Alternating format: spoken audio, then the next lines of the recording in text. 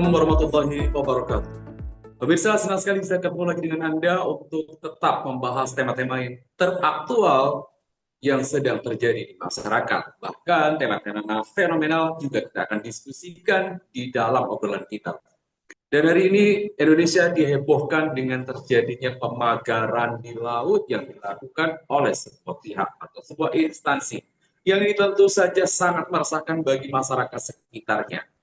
Sebuah kebijakan aneh yang sangat menyulitkan bagi masyarakat kecil yang menunjukkan ketidakberpihakan pemerintah selaku pembuat undang-undang atau pembuat keputusan terhadap rakyat yang hanya berpihak kepada para pengusaha dan pemegang modal. Bahkan mereka lebih kuat untuk tidak mendengarkan jeritan rakyat kecil yang teraniaya. Kita akan bahas tema tersebut dan sudah hadir narasumber kita, seorang lawyer aktif. Beliau adalah Bapak Ibnu Syahidin SH dari kantor advokat Faiz Maji. Assalamualaikum Bapak Ibnu Syahidin. Waalaikumsalam warahmatullahi wabarakatuh. Ya. Uh, Kalau dalam dunia advokat saya sering menyapa teman-teman lawyer kita dengan sebutan abang sih. Saya boleh panggil Bang Ibnu saja? Ya, boleh lah.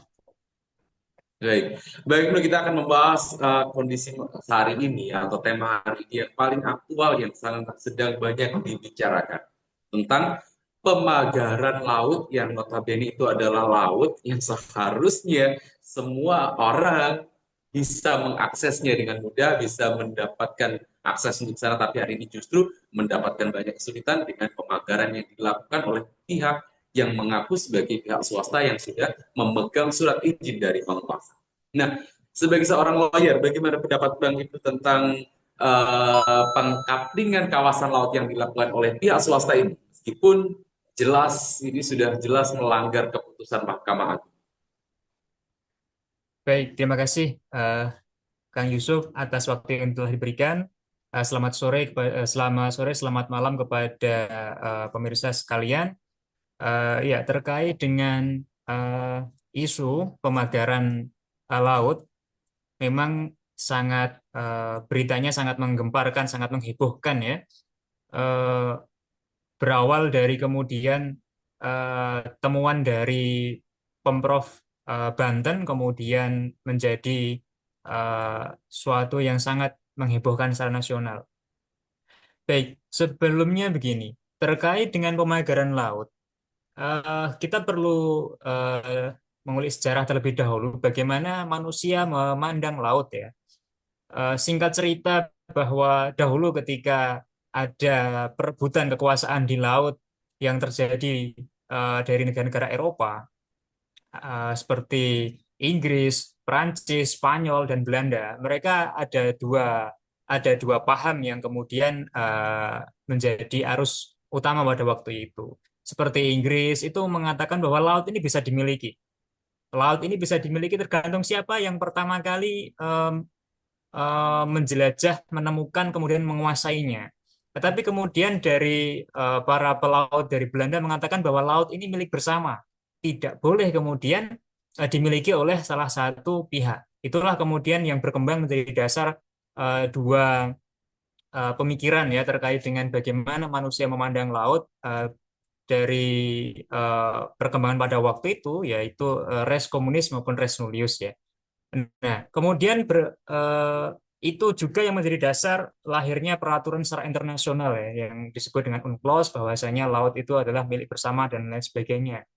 Nah, sebenarnya tidak beda jauh dengan yang ada di Indonesia. Indonesia sendiri menganggap bahwa bumi, air, eh, apa namanya, dan udara itu dikuasai oleh negara dan digunakan sebesar-besarnya untuk kepentingan rakyat.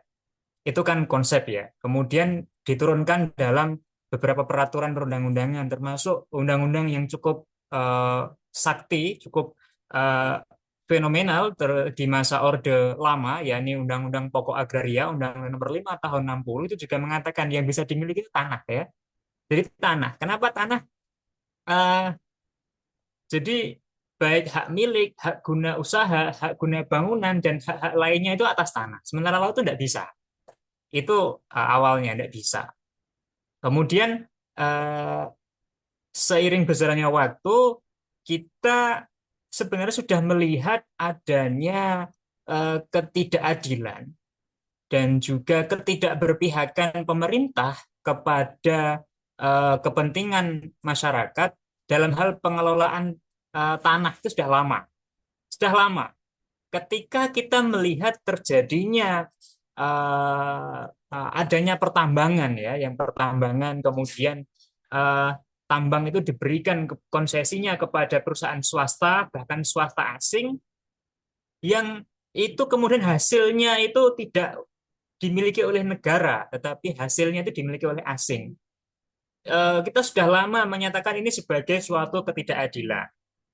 Tapi kemudian hari ini itu sebenarnya bukan hal yang betul-betul baru, tidak. Jadi ini hanya kelanjutan dari apa yang selama ini sebenarnya sudah banyak kita tentang, kita tolak, yaitu kemarin-kemarin itu tanah-tanah itu dikafling, kemudian diserahkan ke swasta. Hari ini mulailah mereka merambah yang namanya wilayah perairan, laut, dikafling, kemudian diterbitkan sertifikat hak guna bangunan ya, bukan jadi bukan surat izin atau hak hak milik dan hak guna usaha, mayoritas itu hak guna bangunan. Nanti ada kaitannya. Jadi mayoritas itu adalah hak guna bangunan, sebagian hak milik yang itu kemudian dimiliki oleh beberapa individu memang ada, tapi mayoritas adalah perusahaan-perusahaan yang terafiliasi dengan konglomerat di Indonesia, yakni eh, keluarga dari Aguan atau perusahaannya Agung Sedayu kan begitu. Nah, jadi kalau kita melihat kejadian hari ini, memang betul ini menggemparkan. Tapi kalau kita cek kembali riwayatnya, bahwa sebenarnya ini tidak beda-beda jauh, tidak jauh-jauh amat dengan apa yang menimpa daratan kita. Daratan kita sudah banyak di kabling-kabling dikuasai oleh asing, oleh swasta asing, dan kemudian hari ini merambah ke laut. Nah, jadi ini prinsipnya sama saja. Tapi kemudian eh, masyarakat memandangnya ini sebagai sesuatu yang apa namanya heboh sekali, begitu. Baik. Mungkin masyarakat menjadi heboh karena menganggap ini sudah keterlaluan sekali, mungkin seperti itu ya, begitu ya. Soalnya kalau Ya. darat masih wajar lah dihuni, tapi ini laut gitu. Baik, kira-kira apa dan dampak jangka panjang dari privatisasi kawasan laut tersebut terhadap kehidupan nelayan dan ekosistem laut? Saya ingin mengomentari dulu terkait dengan mungkin kalau darat sudah biasa ya. Iya, karena memang kita sudah sekian tahun ya, sudah sekian puluh tahun Yang terakhir. eh, daratan kita itu kemudian tambang-tambangnya, tanah-tanahnya itu diberikan kepada swasta, bahkan swasta asing, yang hasilnya itu kemudian menjadi milik mereka. Ini bisa dianggap sebagai suatu kenormalan ya dalam apa namanya ranah berpikir beberapa masyarakat, karena memang melihat ini fenomena sudah sangat lama dan sudah sangat besar sekali terkait darat ya. Terlanjur dia normalkan ya. Karena memang sudah berlangsung sekian lama. Tapi kalau kita menggunakan logika saja, eh, oke lah kita tinggal di Madiun ya, misal. Kalau orang Madiun itu misal ada orang lahan, punya lahan katakanlah sawah.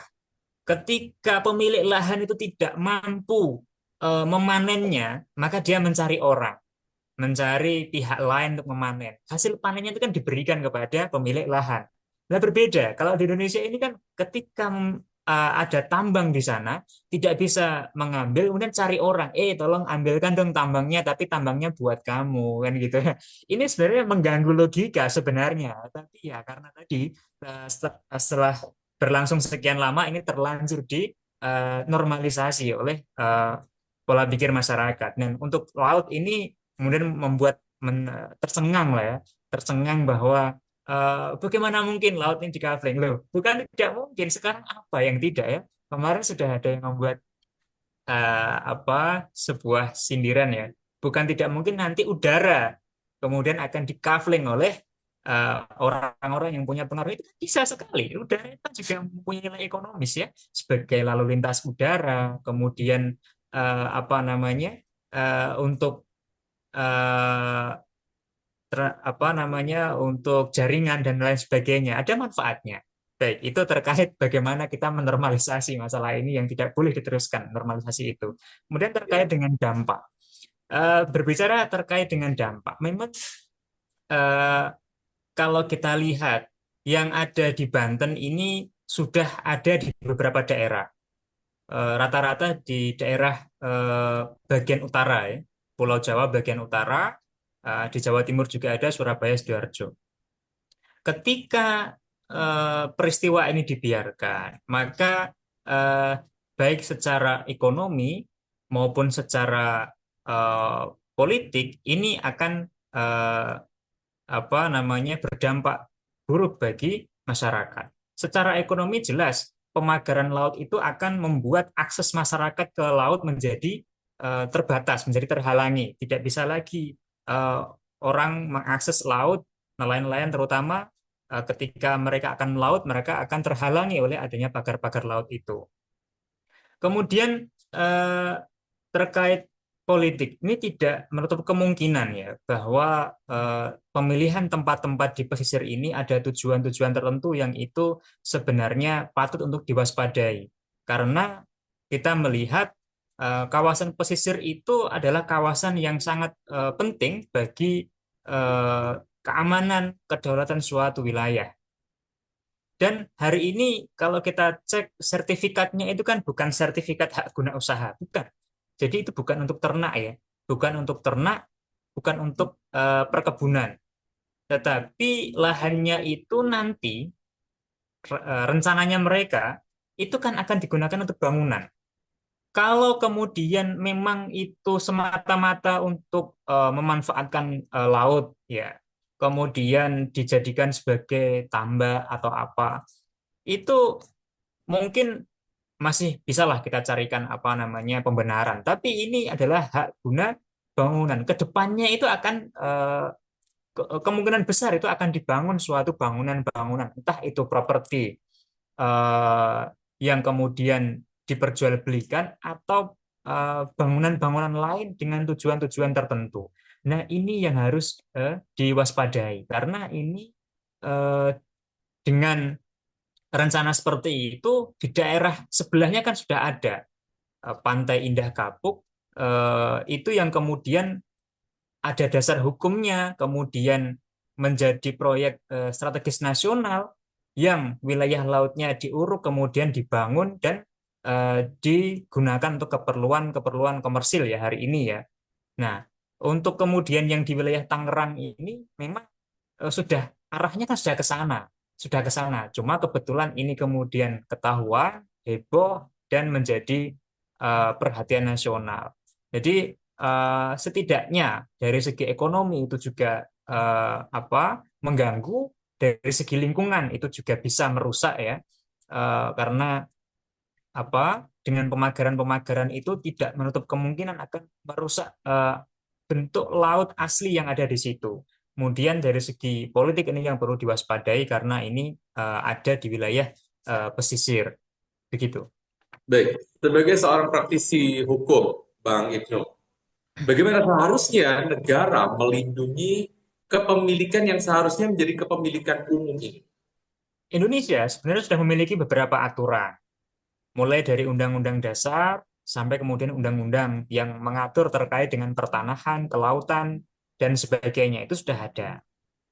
Tetapi dalam praktiknya memang kita melihat bahwa aturan itu tidak dijalankan dengan semestinya. Dan lebih celakanya, kita justru melihat adanya peraturan-peraturan yang itu dimungkinkan peraturan-peraturan itu diadakan justru bukan untuk kepentingan masyarakat secara umum, kepentingan masyarakat secara luas, tetapi peraturan-peraturan itu dibuat untuk kepentingan segelintir orang. Nah, kalau hari ini yang kita lihat dari peristiwa pemagaran laut ini bisa disebut sebagai kalau saya pinjam istilahnya Salamuddin Daeng ya, bahwa ini adalah kudeta putih.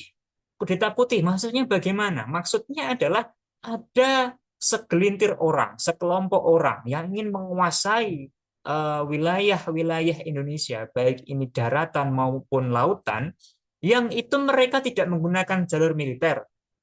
Dalam artian mereka tidak memerangi, kan begitu. Tetapi mereka menggunakan jalur-jalur legal dan jalur-jalur administratif. Maksudnya bagaimana? Maksudnya mereka itu menguasai wilayah ini, itu ada dasar hukumnya, ada dasar kebijakannya, setidak-tidaknya dasar kebijakan dari pemerintah melalui proyek strategis nasional, kemudian peraturan pemerintah, termasuk juga peraturan menteri yang itu dicari-cari celahnya agar penguasaan ini menjadi legal. Makanya hari ini kita melihat ketika ditemukan itu sudah ada sertifikat hak gunanya. Ini kan berarti apa? Berarti memang mereka itu sudah sedemikian sistematis ingin menguasai, tidak dengan jalur kekerasan, tidak dengan jalur militer, tetapi dengan jalur legal, dengan jalur administratif, dengan jalur eh, kebijakan politik. Nah, inilah fakta hari ini. Bagaimana kemudian pemerintah itu, kalau bisa dikatakan eh, prasangka baiknya adalah tidak berdaya. Pemerintah tidak berdaya dengan apa namanya kudeta putih yang berlangsung. Tetapi prasangka mungkinnya lebih tepatnya pemerintah ini berkomplot, ya. Jadi pemerintah berkomplot dengan para pemilik modal, para kapitalis, memang untuk mengkafling-kafling untuk menguasai wilayah-wilayah pesisir yang itu semestinya menurut aturan yang lama tidak dimungkinkan. Nah, jadi memang tidak ada keberpihakan dari pemerintah eh, dalam hal apakah ini untuk kepentingan publik atau bukan. Karena sekali lagi paradigma yang dipakai ini kan bukan bagaimana pemerintah negara ini menggunakan sebesar-besarnya untuk kepentingan masyarakat, tetapi mana yang lebih menguntungkan bagi mereka, itu yang kemudian dilaksanakan. Inilah ciri khas dari pemerintahan yang menggunakan ideologi kapitalisme, di mana pemilik modal, orang yang memiliki modal, itu bebas mau melakukan apa saja, bebas mau memiliki apa saja, selama mereka punya modal. Sementara masyarakat yang selama sekian tahun itu hidup di sekitar situ, kemudian mata pencahariannya itu terkait dengan wilayah pesisir, wilayah itu tidak lagi diperhitungkan. Kadang mereka diberi ganti rugi yang tidak seberapa, kadang dirampas, kadang dilakukan dengan cara-cara seperti ini, langsung dipagar. Ini kan bukan proyek yang selesai dalam waktu semalam. Pemagaran laut ini tidak selesai dalam waktu semalam. Ini berlangsung setidak-tidaknya sejak Agustus 2024. Pada saat Pemprov Banten menemukan, posisinya baru 7 kilo. Tapi hari ini yang tercatat di media itu sudah 30 kilo lebih, 30 kilometer pagar laut ini. Berapa jumlah bambu yang diperlukan? Berapa jumlah uang yang dibutuhkan untuk membeli bahan bambunya, untuk membayar tenaganya, untuk keperluan ini kan banyak sekali. Kita sampai hari ini belum melihat adanya tindakan pemerintah, tindakan aparat negara yang satset ya dalam mengusut perkara ini. Semua orang tahu kok. Pemerintah tuh tahu, aparat-aparat tuh tahu, politisi tahu ini perbuatan siapa, tapi semuanya kan eh, diam. Kalau tidak kemudian ini diamplifikasi oleh masyarakat, tidak akan diapa-apakan. Banten bukan yang pertama karena ada di tempat lain dan sudah kejadian juga. Yang di Sidoarjo itu sertifikatnya digunakan untuk jaminan ke bank. Itu wilayah laut loh, sertifikatnya digunakan jaminan ke bank. Ini kan bisa juga menjadi perampokan aset perbankan. Ketika nanti uangnya cair, tidak dikembalikan, mau diapa-apakan bentuknya laut kok mau apa? Bank mau bangun eh, apa namanya mau mengeksekusi wilayah laut kan tidak mungkin. Jadi memang eh, yang kita lihat hari ini itu prasangka baiknya ini ketidakberdayaan pemerintah, tapi prasangka buruknya ini adalah pemerintah berkomplot dengan para pemilik modal. Pemerintah yang mana? Nah, bisa jadi pemerintah yang telah lalu, bisa juga termasuk beberapanya ada hari ini. Karena eh, kita lihat respon pemerintah yang hari ini pun juga termasuk lambat sekali. Bagaimana mungkin ini sudah sedemikian heboh, sudah sedemikian eh, apa namanya mendapatkan penolakan yang luar biasa dari masyarakat, kemudian statement Polri mengatakan kami belum menemukan adanya unsur pidana. Loh, tidak mungkin pensertifikatan tanah itu pasti menggunakan data kependudukan. Kemudian prosesnya itu ada pengecekan ke lokasi pengukuran dan sebagainya. Ketika ada satu saja prosedur yang tidak dilalui atau ada satu saja data yang tidak tepat, itu sudah pidana loh. Bagaimana mungkin kemudian Polri mengatakan kami belum menemukan adanya tindak pidana? Ini sebenarnya adalah sebuah gambaran kemana keberpihakan aparat kita hari ini. Ya. Makanya tidak heran kemudian ketika masyarakat sudah apa namanya, meskipun kita ini menolak, tapi kita juga ya nothing tulus. Karena ya tadi eh, pemerintahnya, aparatnya ini justru eh, terlibat dalam hal ini. Tidak mungkin ini tidak melibatkan aparat, tidak mungkin ini tidak melibatkan pemerintah, tidak mungkin tidak melibatkan penguasa, karena ini proyek tidak selesai semalam. Nah, disitulah kita bisa melihat bahwa memang kebijakan eh, Indonesia, pemerintah yang saat ini berkuasa, itu memang tidak eh, dalam rangka melindungi dan memanfaatkan wilayah laut untuk kepentingan masyarakat, tetapi membuka peluang, bahkan mungkin mereka bekerja sama agar kemudian wilayah laut ini dikelola oleh para pemilik-pemilik modal. Itu yang terjadi hari ini. Baik. Tadi Bang Ibnu juga menyampaikan bahwa sangat mungkin hal ini terjadi, sudah terjadi persekongkolan antara pejabat negara entah yang mana dengan pengusaha dalam kasus ini ya yang berkepentingan untuk menguasai. Ini sudah terjadi. Ini sudah terjadi meskipun masih bisa diupayakan untuk dihentikan atau dicegah. Nah, bagaimana langkah konkret yang bisa dilakukan untuk kita bisa mencegah hal ini terus terjadi atau menghentikan kasus-kasus semacam ini? Jadi memang yang terjadi hari ini itu adalah sudah sekian kali bentuk apa namanya ketidakberpihakan pemerintah kepada rakyat. Kita tentu belum lupa apa yang terjadi di Pulau Galang dan Rempang pada beberapa waktu yang lalu, yang itu juga menimbulkan konflik agraria yang sangat besar di Pulau Rempang ya pada waktu itu. Dan hari ini sebenarnya pengulangan saja, pengulangan saja. Dan ini berlangsung secara terus-menerus. Eh, Kita tidak melihat adanya perubahan yang signifikan dari kebijakan pemerintah. Oleh karena itu memang eh, ini tidak bisa selesai hanya dengan penghentian atau dengan pengungkapan siapa aktor intelektual di balik pemagaran laut ini. Tidak selesai di situ. Ini telah menjadi masalah yang ideologis. Kenapa? Karena ini eh, pola pikir. Ini adalah paradigma yang dipakai oleh negara dalam menyelenggarakan urusannya.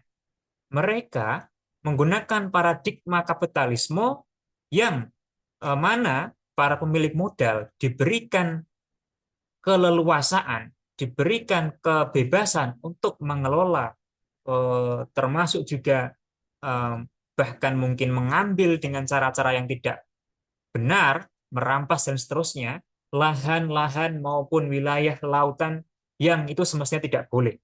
Nah, permasalahan sudah sedemikian rupa. Ini bukan lagi masalah hukum, bukan lagi ini masalah eh, politik, tapi sudah lebih daripada itu. Ini paradigma bernegara. Paradigma bernegara kita ini sudah salah, salah. Ya. Mau bagaimanapun ini peristiwa ini bukan yang pertama. Dan tidak mungkin ini bukan yang terakhir. Konflik terkait lahan ini sudah terjadi berulang kali.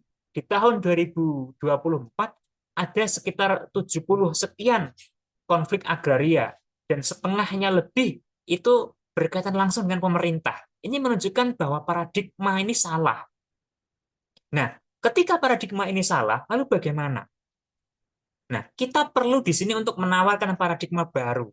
Bagaimana semestinya negara mengelola tanah, negara mengelola perairan, negara mengelola tambang, dan seterusnya dengan yang lebih baik. Nah, kita tentu sebagai salah satu dari masyarakat Indonesia, kita punya hak, punya apa namanya, kesempatan untuk memberikan, untuk menawarkan paradigma baru. Paradigma baru itu tidak jauh sebenarnya, karena ini bagian dari ajaran Islam. Ketika kita melihat bahwa ajaran Islam telah ada aturan terkait dengan bagaimana semestinya negara itu mengelola wilayah daratan, wilayah lautan, pertambangan, dan lain-lain. Inilah aturan dalam Islam. Islam membagi kepemilikan menjadi tiga: kepemilikan pribadi, kepemilikan negara, dan kepemilikan umum. Laut ini semestinya masuk pada kepemilikan umum. Ketika ini kepemilikan umum, maka tidak boleh ini diswastanisasi, tidak boleh diprivatisasi. Nah, paradigma ini yang tidak ada dalam ideologi kapitalisme yang saat ini diterapkan di Indonesia. Oleh karena itu, kita harus menawarkan ya paradigma baru dalam bernegara, menjalankan pemerintahan, bagaimana kita mengelola ini. Dan eh, ini adalah bagian daripada kesadaran yang harus kita tularkan kepada masyarakat maupun kepada pemerintah agar apa? Agar paradigmanya berubah dari paradigma kapitalisme menjadi paradigma Islam. Itu penting karena tadi hari ini bukan lagi masalah hukum, bukan lagi masalah administrasi, bukan lagi masalah politik, tapi ini sudah masalah paradigma yang dilandasi oleh ideologi yang salah, yakni kapitalisme. Nah, disitulah kita perlu untuk mengubahnya di situ. Mengubah dari ideologi kapitalisme dengan menerapkan eh, bagaimana paradigma Islam atau syariat Islam dalam mengatur aspek kelautan khususnya yang hari ini menghebohkan negeri ini. Begitu. Baik, jadi menurut Bang Indro ketika paradigma yang berubah dari ideologi yang kapitalis dengan kembalinya kepada ideologi yang Islami sesuai dengan ajaran Islam yang kita percayai, hal ini sebenarnya sudah cukup bisa menyelesaikan persoalan yang sedang terjadi hari ini karena Islam mengaturnya sedemikian detailnya, begitu? Ya, sebenarnya Islam telah mengatur terkait dengan bagaimana kita mengelola laut, bagaimana mengelola terkait pertambangan dan seterusnya. Eh, Peraturan-peraturan itu sudah ada yang hari ini perlu kita sampaikan. Karena sebenarnya aspirasi syariat Islam itu bukan hal yang baru. Ini perlu saya sampaikan, perlu diulang-ulang. Karena hari ini ketika ada sebagian masyarakat yang menyampaikan aspirasi Islam, itu seolah-olah dianggap sebagai aspirasi yang asing, atau bahkan aspirasi yang mengancam. Ini adalah salah. Saya katakan salah. Kenapa salah? Karena aspirasi formalisasi syariat atau penerapan syariat Islam itu sudah ada sejak zaman negara ini baru dirundingkan. Ketika negara ini baru mau dibentuk dalam forum BPUPKI, dalam forum Konstituanto tahun 57-59, aspirasi itu ada. Itu menunjukkan bahwasanya Islam ini punya aturannya, kemudian juga pernah diperjuangkan secara politik dalam forum-forum resmi tersebut. Konstituan itu forum resmi, dan itu pada waktu itu salah satu ide dasar yang disampaikan adalah menjadikan Islam sebagai dasar negara, syariat Islam sebagai aturan hukum. Itu terjadi. Maka hari ini kita harus menyampaikan ulang, meneruskan, menyempurnakan apa yang telah menjadi aspirasi sejarah. Kita hari ini meneruskan aspirasi itu, bahwa aspirasi ini masih ada. Dan kami adalah bagian dari orang-orang yang menyampaikan aspirasi itu, yang memperjuangkan aspirasi itu dengan cara-cara yang baik. Kami menawarkan pemikiran ini sebagai solusi. Karena kita telah melihat penerapan kapitalisme selama sekian puluh tahun Indonesia merdeka ini telah banyak melahirkan kerusakan, kesalahan, dan berbagai macam kemungkaran di negeri ini, khususnya dalam permasalahan pagar laut.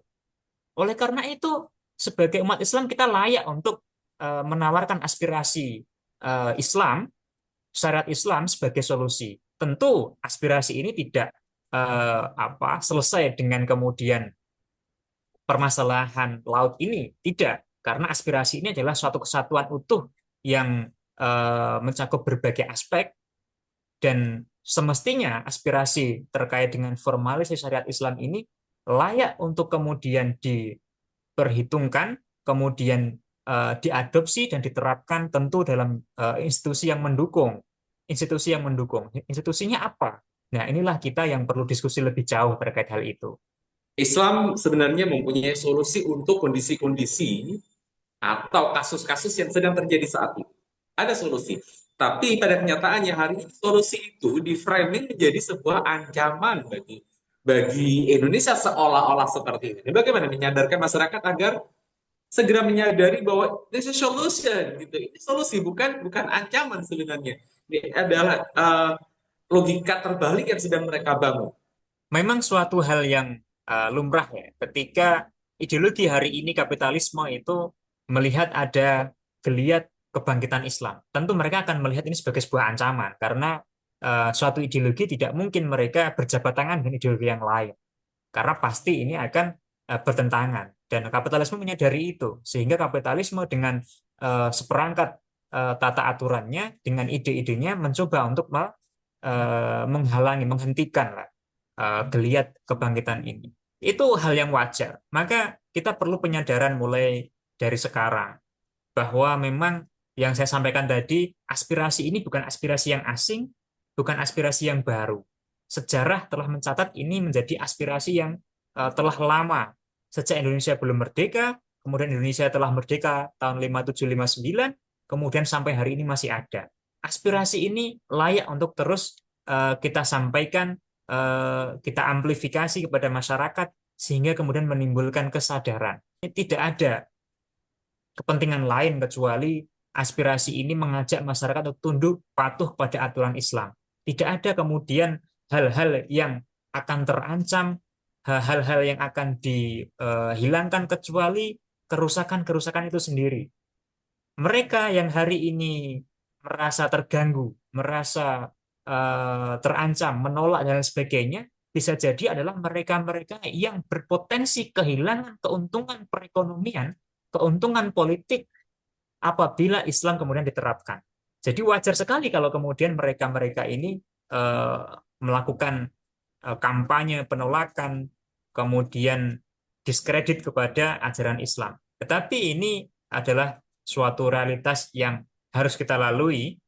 Bagaimanapun, ini adalah bagian daripada proses penyadaran masyarakat, agar masyarakat kemudian tahu ini loh ada aturan dalam Islam mengatur terkait dengan kelautan, ini loh ada yang mengatur terkait pertambangan, mengatur terkait dengan bagaimana pemerintah ini mengelola sumber dayanya.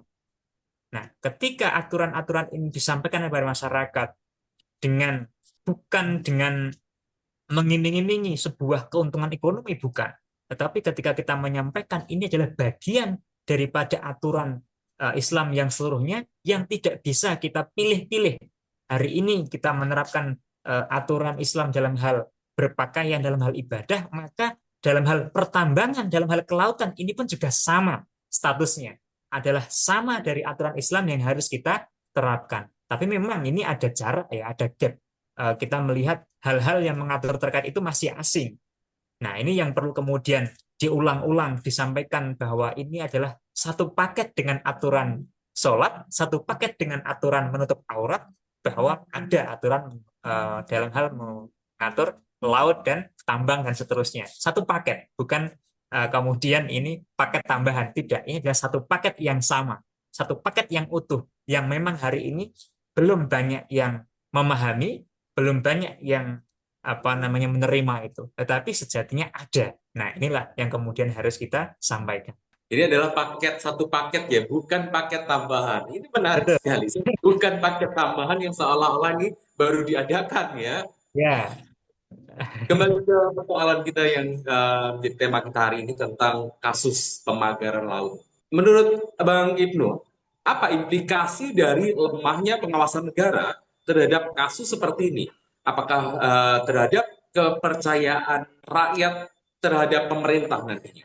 Baik, sebenarnya peristiwa terkait dengan pemagaran laut ini bukan hal yang baru, karena telah terjadi sebelum-sebelumnya hal-hal yang memang itu melanggar aturan yang ada di Indonesia sendiri, maupun itu melanggar syariat Islam. Tetapi memang respon masyarakat itu kadang-kadang tidak konsisten. Hari ini kita menolak, tapi lama-kelamaan kita lupa karena mungkin kita disibukkan dengan berbagai macam hal yang lainnya. Kemudian, ya itu memang mempengaruhi tingkat kepercayaan kepada pemerintah, tetapi itu tidak berdampak signifikan dalam hal perpolitikan nasional. Karena sejatinya, kalau kita lihat gelombang demonstrasi besar itu telah terjadi sejak 2019. Sampai hari ini sudah berapa kali masyarakat Indonesia itu menggelar demonstrasi. Tapi rezim yang bisa dikatakan abai dengan aspirasi itu, ya mereka jalan terus. Sementara masyarakat lama-kelamaan akan tidak lagi fokus. Maka di sini pentingnya dilakukan penyadaran kepada masyarakat bahwa peristiwa-peristiwa seperti pemagaran laut ini bukan hanya merugikan secara ekonomi, secara lingkungan, secara politik, tetapi ini juga bentuk pelanggaran syariat Islam yang berdampak pada amal daripada masyarakat, daripada pribadi-pribadi masyarakat. Karena apa? Karena pengaturan terkait laut ini bertentangan dengan syariat Islam. Barang siapa yang tahu kemungkaran kemudian tidak mengubahnya, ini adalah suatu kesalahan. Oleh karena itu, disinilah pentingnya penyadaran sehingga kemudian masyarakat itu menjadi faham bahwa Islam ada aturannya dan kita semestinya bersama-sama untuk mengubah realitas hari ini menuju bagaimana Islam itu mengatur. Dan memang ini bukan proyek yang sehari jadi juga. Membangun kesadaran, kemudian mengubah realitas hari ini itu bukan proyek yang sehari hari ini bisa selesai, tidak. Tetapi prosesnya itu harus kita mulai dari sekarang agar kemudian semakin banyak orang sadar ini adalah pelanggaran terhadap syariat Islam, harus kita hentikan pelanggarannya, kemudian kita tata dengan aturan-aturan Islam sebagaimana perintah Allah Subhanahu wa taala. Disitulah kemudian menjadi clear bahwa setelah adanya kesadaran, adanya perubahan, kemudian kita harus berusaha untuk menerapkan, mengubah realitas itu menjadi sesuai dengan apa yang telah Allah Subhanahu wa taala gariskan dalam pengelolaan wilayah laut lah begitu. Baik, tadi Bang Ibnu menyampaikan bahwa untuk mengembalikan kesadaran umat terhadap penerapan syariat Islam ini bukan proyek yang kilat, bukan sekejap mata, tapi memang butuh proses waktu yang panjang, tapi harus segera dimulai, segera dilaksanakan. Nah, bagaimana kaum muslim seharusnya dapat berkontribusi untuk memastikan bahwa sumber daya alam tetap menjadi milik umum dan dapat dinikmati bersama? Apa yang bisa dilakukan umat Islam hari ini? Baik, dengan kondisi dan aturan yang hari ini ada itu tidak mungkin, tidak mungkin. Karena sekali lagi dengan aturan yang ada ini, siapa yang memiliki modal, dialah yang akan menguasai sumber daya, kemudian menguasai sektor-sektor vital yang ada di negara ini. Oleh karena itu, kaum muslimin ini harus mempunyai visi politik sendiri, harus mempunyai perjuangan politik yang nyata, bagaimana kemudian hal-hal terkait dengan pengelolaan sumber daya dan lain sebagainya itu bisa bermanfaat dan lebih utamanya adalah sesuai dengan syariat.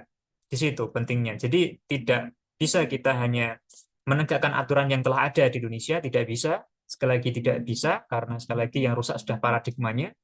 Oleh karena itu perlu dilakukan perubahan paradigma dengan menawarkan Islam sebagai alternatif solusi pengelolaan sumber daya, pengelolaan wilayah-wilayah laut dan lain sebagainya agar sesuai dengan syariat dan semoga insya Allah itu juga membawa keuntungan begitu. Baik, Bang Ibnu, luar biasa sekali. Sangat tajam dan sangat mendatar data obrolan kita sore ini. Seharusnya obrolan sore ini sangat bermanfaat untuk umat Islam, untuk masyarakat Indonesia seharusnya. dan saya pengen segera ngobrol-ngobrol lagi nih. Mudah-mudahan ada segera jadwal baru untuk bisa ngobrol-ngobrol lagi dengan Bang Ibnu nih, baik. Insya Bagaimana Allah. terima kasih banyak atas waktunya, atas Terima kasih. materinya, atas kupasannya yang luar biasa. Luar biasa, terima kasih. Terima kasih. Kita insya Allah segera ketemu lagi. Saya akan minta di redaksi untuk segera menyusun agenda obrolan kita selanjutnya. Baik, pemirsa, demikian tadi obrolan kita dengan Bapak Ibnu Sahidin SH, seorang lawyer yang aktif di kantor advokat Fai Surabaya Madiun dan mengupas tentang tema-tema yang sedang aktual, yang sedang ada di masyarakat, yang sedang diperbincangkan di masyarakat hari ini. Mudah-mudahan bermanfaat, semakin banyak umat yang tercerahkan. Jangan lupa untuk like, komen, dan share supaya lebih banyak lagi yang mendapatkan manfaat. Terima kasih atas perhatiannya. Assalamualaikum warahmatullahi wabarakatuh.